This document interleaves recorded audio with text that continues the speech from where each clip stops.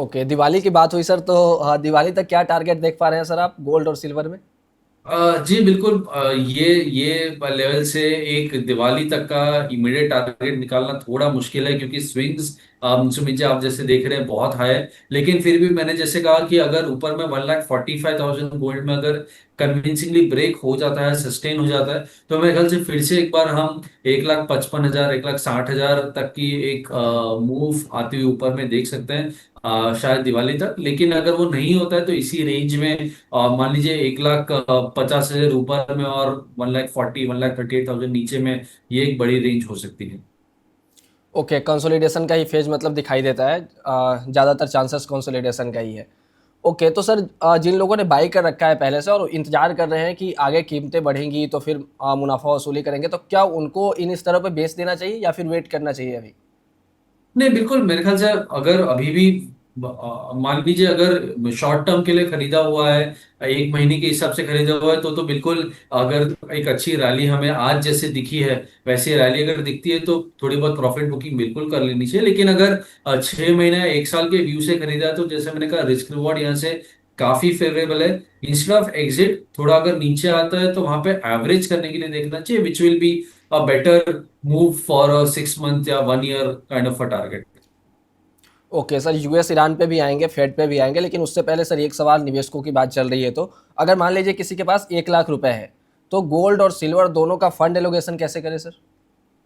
मेरे ख्याल से गोल्ड में वेटेज थोड़ा ज्यादा होना चाहिए सिल्वर से। ओके। बिल्कुल लास्ट ईयर लास्ट 2 साल से हम सिल्वर को आउट परफॉर्मेंस की तरह देख रहे थे, क्योंकि कॉपर का भी सपोर्ट था, गोल्ड का भी सपोर्ट था। लेकिन इस साल सिल्वर की वोलेटिलिटी एक सीमित रेंज में है, जहाँ पे हमने $55 के आसपास भी भाव आते हुए देखे हैं और ऊपर में $90 के आसपास भी भाव जाते हुए देखे। तो एक बड़ी रेंज है, 2 लाख नीचे में, 3 लाख ऊपर में। तो 1 लाख रुपए की रेंज है यहाँ पे।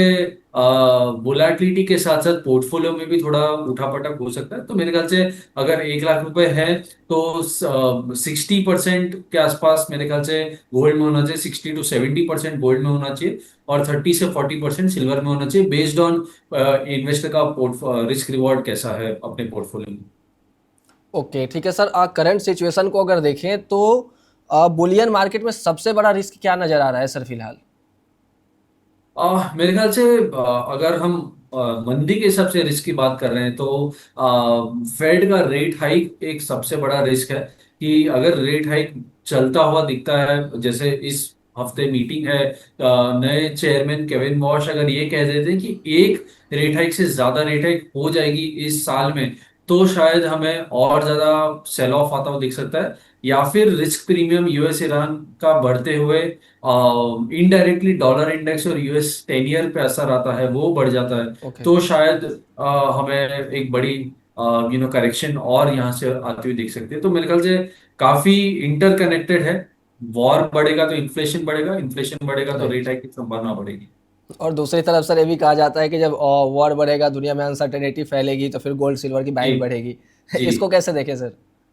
जी बिल्कुल, मेरे ख्याल से ये साल का वही एक इंटरेस्टिंग पॉइंट है कि अब तक के जितने भी वॉर हुए वो अनसर्टेनिटी के हिसाब से अगर हम देखें, रशिया यूक्रेन इजराइल हमास, तो वो वॉर एक लैंड का वॉर था, जियो पॉलिटिकल वॉर था कि ओके। बॉर्डर क्रॉस हुई थी। लेकिन ये वाला जो वॉर है वो एनर्जी का वॉर है। अगर आप देखेंगे तो रिजर्व्स कब्जा करने की बात है, वेनेजुला जैसे कब्जा हुआ, ईरान का न्यूक्लियर साइट है, वहां पे supply related concern, straight of Hormuz बंद हुआ तो वहां पे ऑयल की सप्लाई बंद हुई थी। ये जो वॉर है डायरेक्टली ऑयल के प्राइसेस को असर कर रहा है, जैसे हमने 1970 के आसपास का दौर देखा था। तो बिल्कुल मेरे ख्याल से वो अगर हम दौर देखेंगे तो ये वॉर थोड़ा लॉन्ग टर्म में भी गोल्ड के लिए पॉजिटिव हो सकता है, क्योंकि वहां पे शायद डेट की संभावना बहुत बढ़ जाएगी। Inflation as a hedge gold होगा। लेकिन शॉर्ट टर्म में या मीडियम टर्म में इन्फ्लेशन का साथ रेट हाइक देगा, और रेट हाइक का असर गोल्ड के हिसाब से मंदी में ही आना चाहिए, क्योंकि गोल्ड अगर आप देखेंगे एक नॉन यील्डिंग एसेट कहा जाता है। तो नॉन यील्डिंग एसेट राइट। है, अगर रेट हाइक की संभावना है तो रियल रेट्स के हिसाब से मेरे ख्याल से गोल्ड इमीडिएट बेसिस पे वो गिरने की संभावना थोड़ी ज्यादा बढ़ जाती है। ओके सर, यूएस फेड की बात कर लेते हैं थोड़ा सा, आपने पहले भी बात की। अगर सर 2 टाइम्स रेट हाइक होता है तो गोल्ड कितना नीचे आ सकता है सर? मतलब संभावना इसकी कम है, लेकिन अगर अनुमान लगाएं तो? देखिए कितना नीचे आ सकता है उसके बारे में बोलना थोड़ा मुश्किल है एग्जैक्टली ओके। क्योंकि अभी के लिए एक रेट हाइक मार्केट ने डिस्काउंट किया हुआ है, इसीलिए हम 4,000 के $4,200 के ऊपर नहीं जा पा रहे बहुत समय से। 4,000 के नीचे भी नहीं जा पा रहे क्योंकि कभी कंटिन्यूस नेगोशिएशंस के फैक्टर्स है या फिर सेंट्रल बैंक बाइंग के फैक्टर्स है।